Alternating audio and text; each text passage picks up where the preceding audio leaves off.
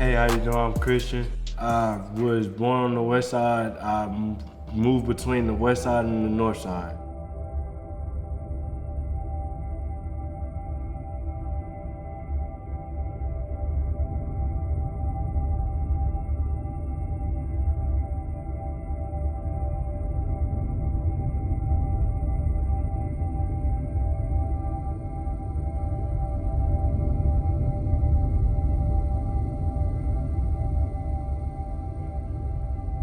I'm a survivor of the city of survivors of surviving and still surviving.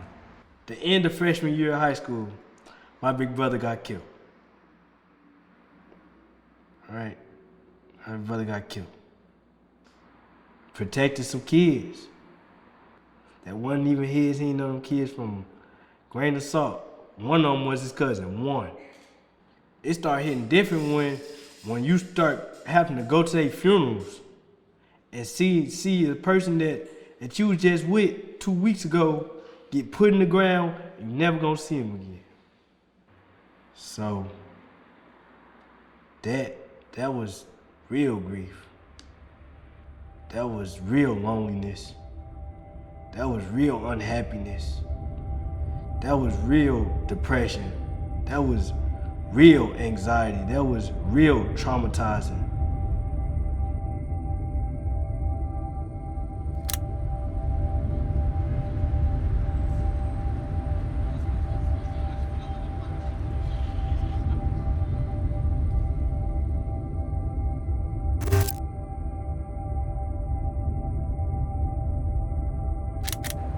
My name is Maisha Johnson. I am a resident here in South City.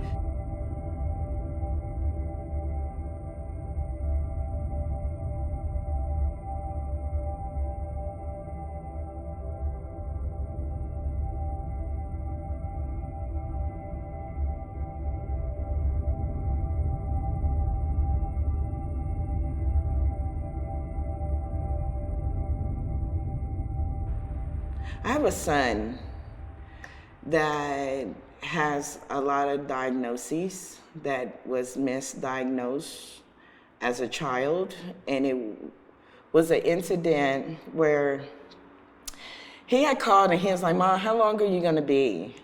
And I said, "I'm gonna be a while, son. What is it that you need?" And he said, "I wanna go to the store," which was like 4 blocks from where we live. Instead of him waiting, he got in the car, he started to walk and got in the car with some friends. The car was stolen.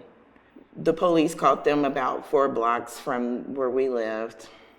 And in fact, like a block from the store. And the kids jumped out and ran, but my son started to run. The officer even stated it in the courtroom.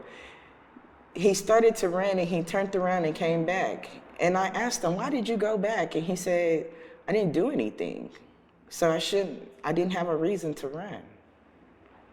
When my son decided not to run from the police that day, it led him into the juvenile system. They allowed him to come home, and at the time, my brother's sister had just moved to St. Louis. She was a foster parent, so I was like, "Oh, he'll be good in her hands."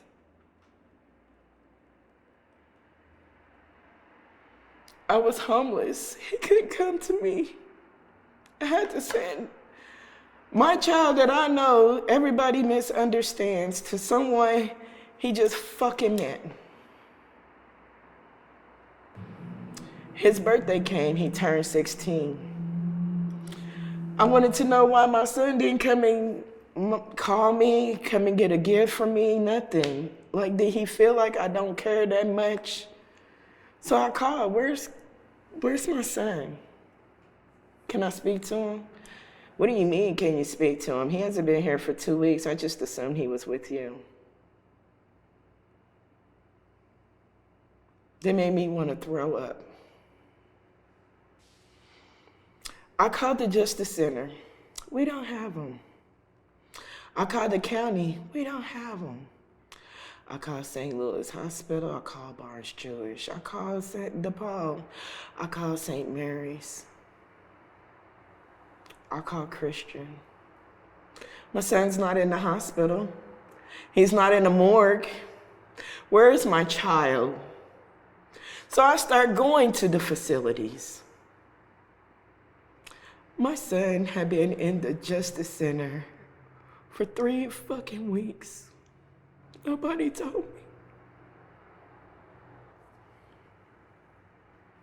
They would give me court dates, and he never would show up to court. Then they sent him off to prison again.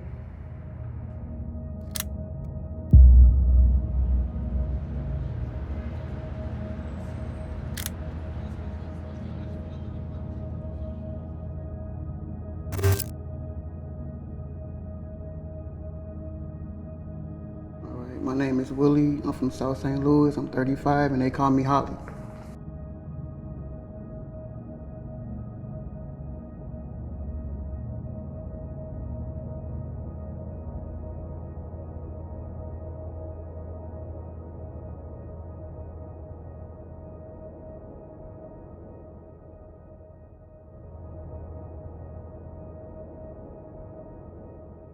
St. Louis is cool, but it's just like the parts I experienced.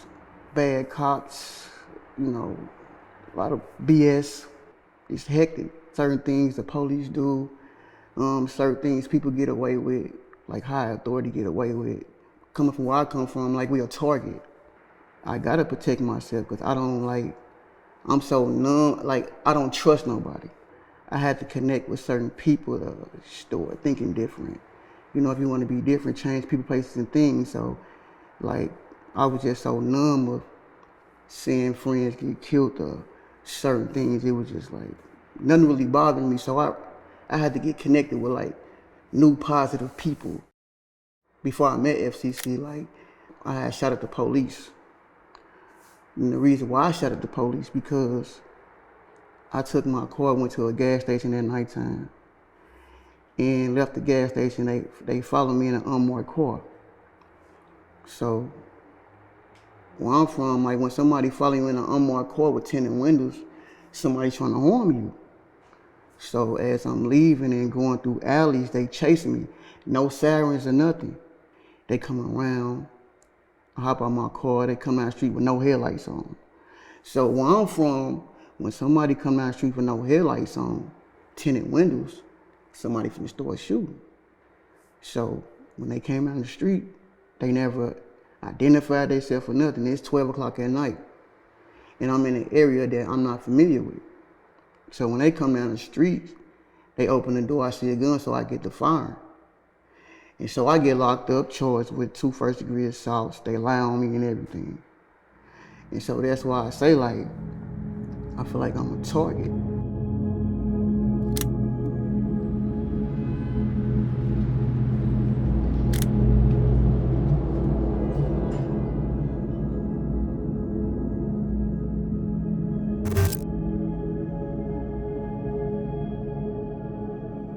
My name is Monica Ransom. I'm a fashion guru. I'm a mother of 4.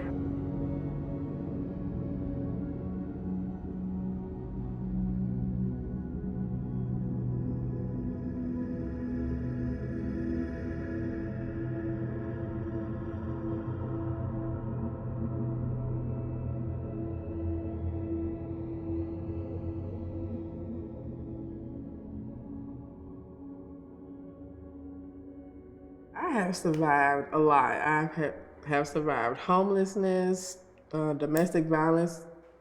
Safety means to me coming outside my house, not having to think about trafficking, not having to think about, oh, what is going to happen to me, what's going to happen to my kids. You have to create a safety net, a safety community. You have to create a safety. There is no really real safety. So the first time I ever learned about FCC, I was incarcerated. I didn't know anything about FCC, what they stood for, who they were. The charges that I had against my life, people was telling me, you ain't never gonna get out of jail. You're gonna be under the jail cell forever. But the fact that they came and they said, this is what we're gonna do, and they did it, I said, God is showing up and showing out. Because I don't know these people. I didn't know them. I didn't know anything about them. I know who FCC was, who Mike was, I don't know these people. I could still be there. They could still be continuing and still continuing and still continuing because that's what they've been doing to other people that was there.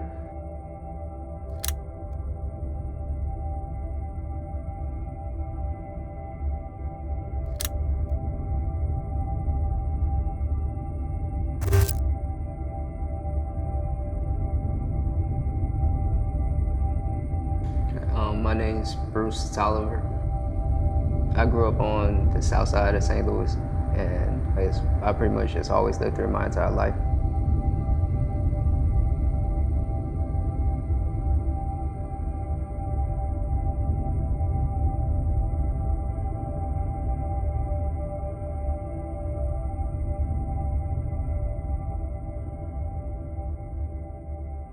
I was locked up at the workhouse for 19 months, and I guess it wasn't a good experience at all. Well, the workhouse was MSI, it's the jail that was shut down. Now they only use CJC, which is the City Justice Center. They put me on suicide watch. I'm still not exactly sure why, and then after that, they kind of lost me at the Justice Center. They didn't know where I was for 2 or 3 days, even though they had me in a cell. So they delayed me going to MSI, and then I got there, and then they lost me for a week there. They had me in another cell and just didn't know where I was. I was referred to the program by my judge, actually, after I was on house arrest for 2 years. And then she referred me to FCC. And it's been a pretty good experience. Definitely helpful to have people who would go to court with me, because at first I was not gonna go by myself. People just had my back for showing up to court with me. And even before I was there, they were still there.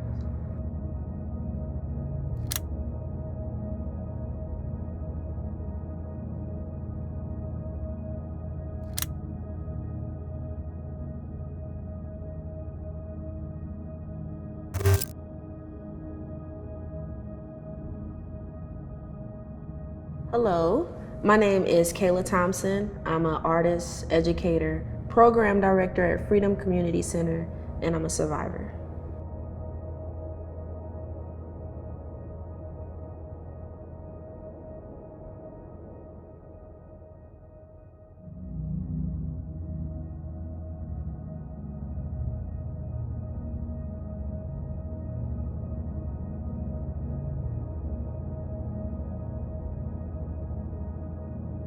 I was born and raised in St. Louis. Yeah, I'm rooted here.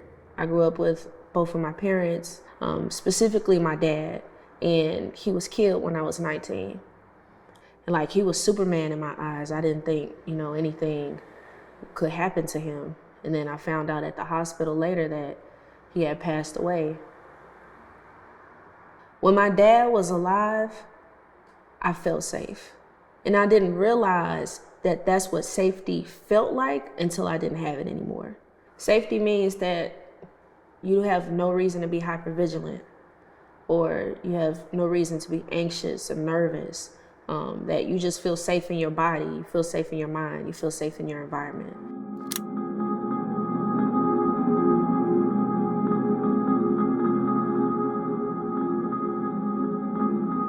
So I got booked for assault in the City Justice Center. So I'm in jail. I'm going through it. I'm going insane. I can't talk to my mama. I ain't got no money. But FCC, they helped me change my perspective on our life. So I got interviewed. They came and visit me. I got interviewed. It was a therapist. And he told me it was a therapist. I was like, what a therapist coming to see me in jail for?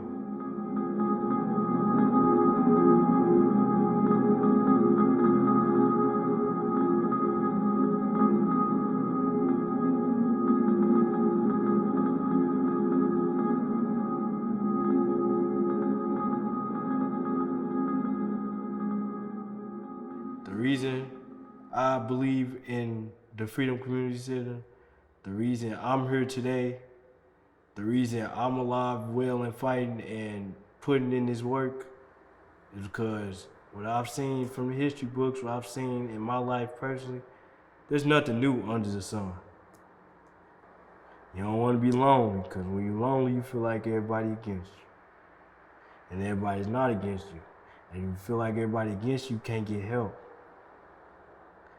Don't be afraid to ask for help. We can't change everybody, but I can change myself.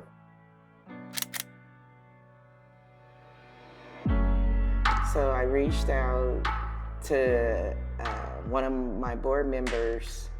She connected me to a guy named Mike Milton.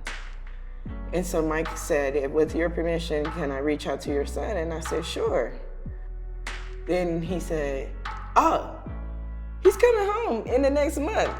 I said, huh? He said, but before we get him home, we want to get you in therapy, so the triggers don't keep showing up, and so that you all learn a different format of how you can communicate with one another.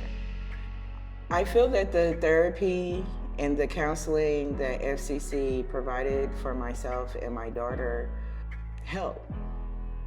And it started to heal us.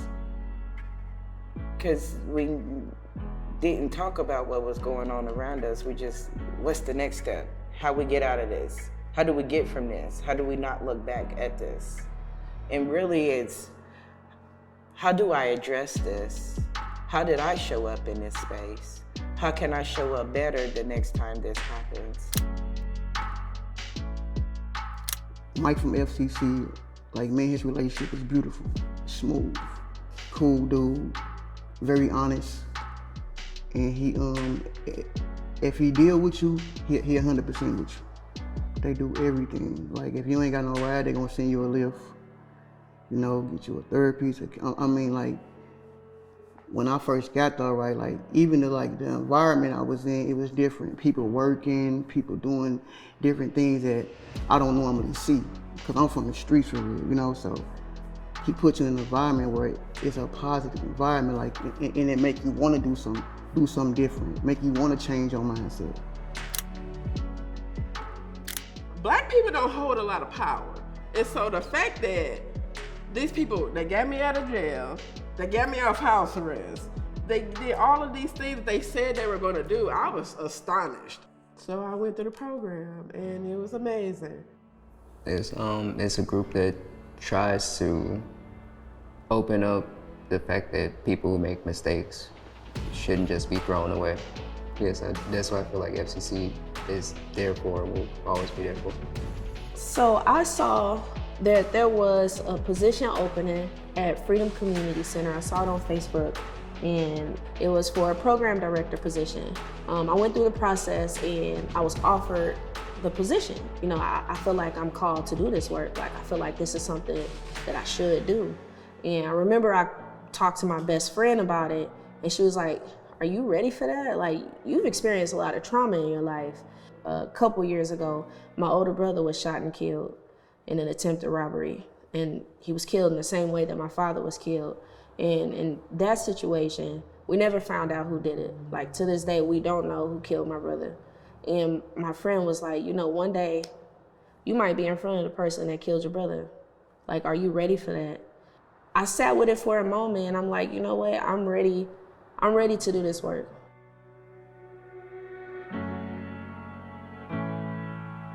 Our culture has been targeted. Our mental has been targeted. Our way of life has been targeted. Our morals have been targeted. Everything has been targeted. And the reason we do this work is to change that. It's togetherness, it's community. What conditions create this environment that we're living in where people are just like callously killing people? Like, how are we not seeing the humanness in each other and understanding the value of human life? That we're just, you know, capable of doing that. Like, I talk to them, it's like with them, like, I can call them for anything. It's just a conversation. I talked to a lady named Mary, my therapist. You know, we talked about so much, and it's just with Mike, man, you know, Mike just, he just will call you like, how you feeling? And I'm like, I'm cool. Like, is you really cool? He dig, like, he gets so deep in with you before you can open up to him. And it's just like, I had great experiences with FCC. I graduated from the program, I had my mom there. And you know, I mean, that was big for me. You know, I ain't graduated from high school, too busy. So when I brought my mama to a graduation that they threw for me, that I really graduated, it made me feel like I did it, you know? I feel like if this program was bigger, then we'll see a change. If I can change, I know the next person can change. Freedom Center had equipped my son so well that he was able to defend himself and get the charges dismissed. No one can change your situation and your living experience until you're ready to. And that's where the healing begins.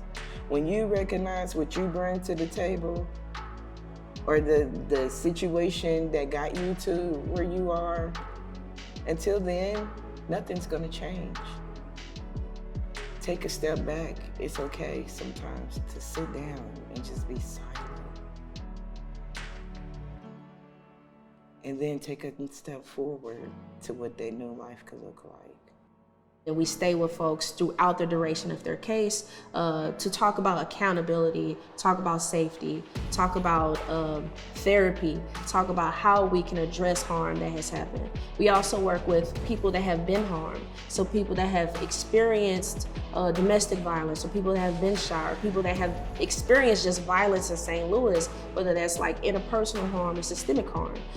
We also work within the community. So we host bi-weekly community events. We're going canvassing, we're knocking on doors, we're talking about the system, we're talking about what's happening in St. Louis. We're equipping people with the knowledge to be advocates in their own community. But at the core of what we do is really just, we are in a relationship with people. We're in a relationship with people that are marginalized. We're in a relationship with people that are deemed trash by society. And so we're seeing when we throw away people and we believe that certain people don't matter, we create this cycle in the system that we continue to see today.